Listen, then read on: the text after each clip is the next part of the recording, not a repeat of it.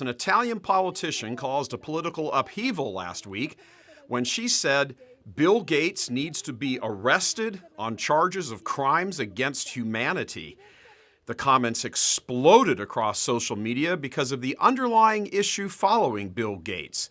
He's a fan of a smaller human population. And while he routinely pushes contraception and abortion as a means to lessen or decrease the number of new arrivals on the planet, there's another concern about him that raises even more eyebrows. It's his vaccine mania. Through the Bill and Melinda Gates Foundation, by the way, wife Melinda is a baptized Catholic and a huge supporter of contraception to decrease the population, the foundation carries out the work of trying to shrink the number of humans. Sara Cuniel of the Italian Parliament attacked her own government's heavy-handed and destructive response to the Wuhan crisis, saying it was carried out under the influence of Gates. She then went on to brand him as a vaccine criminal, her words. She also called out the link between the World Health Organization and Gates' funding of it, and caused further uproar when she tweeted out that Gates and his vaccines was just a means to, quote, free genocide, noting that Gates is vaccine happy in poor countries. Recent news reports revealed Gates offered what amounted to a $10 million bribe to the Nigerian House of Representatives for a forced vaccination program for the Wuhan virus. Politicians in Nigeria turned down the offer flatly. The subject of vaccine-happy Gates' particular focus on youth has not gone uncommented on either. None other than Robert F. Kennedy Jr., nephew of President John F. Kennedy, and chairman of the Children's Health Defense, is on record on the CHD website saying, quote, vaccines for Bill Gates are a strategic philanthropy that feeds his many vaccine-related businesses, including Microsoft's ambition to control a global vaccination ID enterprise and give him dictatorial control of global health policy, closed quote.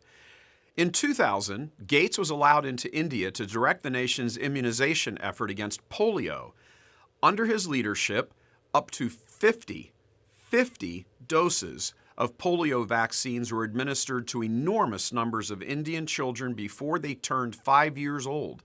And hundreds of thousands of those children became paralyzed over the next roughly 20 years. While he was advancing his polio effort in India, he started up another vaccine program testing experimental HPV vaccines designed to protect against sexual infection. In 1 year alone, 2009, 23,000 young girls in India were inoculated. According to Kennedy, 1,200 suffered severe side effects, with 7 young girls actually dying. As if India wasn't enough, Gates took his vaccine tour to Africa, where 50 of the 500 vaccinated children there developed paralysis. The left is always yammering on about colonialism, but apparently it's okay for leftist white men to use a nation to advance their social engineering, especially a black nation. Newspapers in South Africa took note. Quote, we are guinea pigs for the drug makers, blared the headlines. So why does any of this matter beyond the level of pure disgust? Because Gates' money opens whatever doors he wants open, and right now, vaccines are all the rage. There's a love triangle between Dr. Anthony Fauci, the WHO, and Bill Gates, an interrelationship that many are becoming extremely bothered by, particularly in light of leftist governors talking about mandatory vaccines and penalties for refusing. Lots of ideas are being dropped into the media about travel cards, certificates to prove you've been vaccinated before you're going to be allowed into a store, and so forth.